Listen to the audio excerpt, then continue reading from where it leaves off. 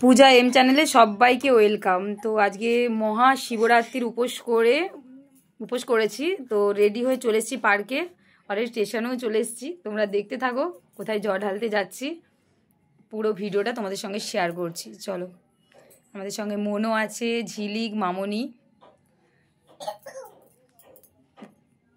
বাবরে বাপ, এত ভিড় হয়েছে মন্দিরের কাছে, কি বলবো। আমার বাড়ি থেকে অনেকটাই দূর, তো মানে পুরোটা শেয়ার করছি না, কিছুটা কেটে দিয়েছি। তো ট্রেন যাচ্ছে, দেখো ট্রেনে পুরো স্টেশন, মানে স্টেশন থেকে একটু হেঁটে আসতে হবে, তারপরেই মন্দির পড়বে। মন্দিরটা খুব সুন্দর সাজিয়েছে। আমার তো মানে কি বলবো, এমনিতেই উপোস করে অবস্থা খারাপ হয়ে গেছে, তারপরে লাইন দেখে আরও মাথা ঘুরে গেছে। তো অবভিয়াসলি লাইনে দাঁড়িয়েই পড়লাম, যে কখন যে লাইন শেষ হবে উপরওয়ালাই জানে।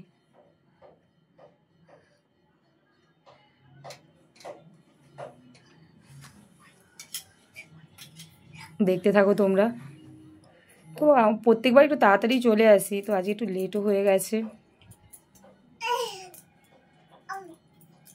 তো ঝিলিকের অবস্থা এমনি খারাপ হয়ে গেছে। ঝিলিক মানে জল না ঢেলেই বলছে জল খাবে। আমি ওটাই ভাবতেছিলাম যে বাবার মাথায় মানে জল ঢালতে পারবে না, অবস্থা এমনিই খারাপ হয়ে গেছে।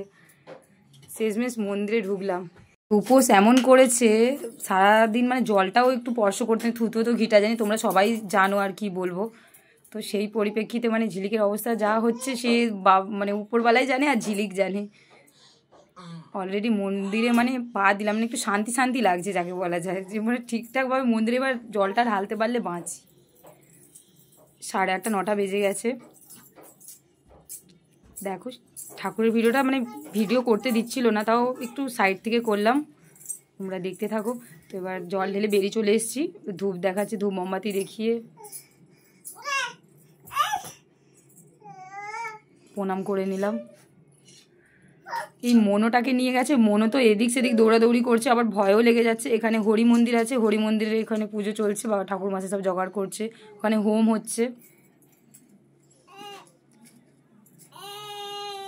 আমারও ফার্স্ট টাইম মানে সিমটমটা অন্যরকম, আমারও শরীর খারাপ হয়ে গেছিলো, বাড়িতে জ্বর লাগছিল।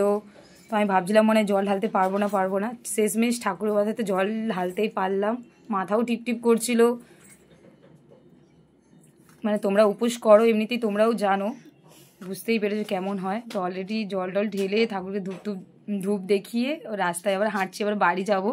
মানে এমন লাগছে মানে বাড়ি যাওয়ার এনার্জি পুরো নষ্ট হয়ে গেছে। কেউ যদি আনতে আসতো খুব ভালো হতো যাকে বলা যায়, কেউ তো আর নেই। আবার স্টেশনে উঠছি, মানে ঝিলিক আমাকে বলে তুমি শাড়ি ধরবে না, তাড়াহুড়ো করে উঠতে তোমার শাড়িই খুলে যাবে। ওই জন্য শাড়িটা একটু ঘুরিয়ে নিলাম। উপরে মনো আর মামনি সব উঠে পড়েছে, ওরা সব বসেছিল ওখানে, এবার আমি উঠছি।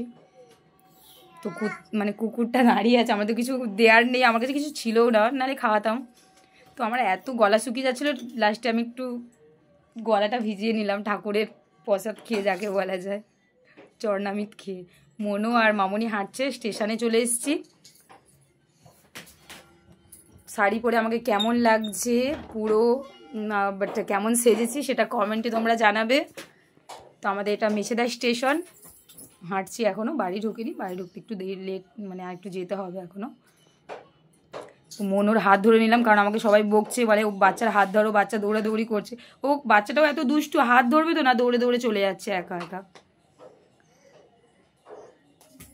তো আমার বাড়ির সামনে দুটো মানে এমনি মন্দির আছে, কালী মন্দিরে মোমবাতি দিয়েছে, ধূপ দিয়েছে, প্রচুর বড় মানে দেখো তোমরাও এসেছো নিশ্চয়ই, মন্দির ঘুরে যাবে। আমার বাড়ির সামনে মন্দির আছে। তো ঠাকুর প্রণাম করে এবার বাড়ি ঢুকবো, একটু ঠাকুরকে প্রণামও করে নিলাম।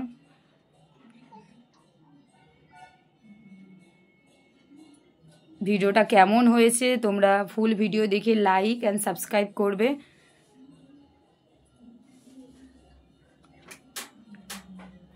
আর শাড়ি পরে আমাকে কেমন লেগেছে সেটাও তোমরা জানাবে।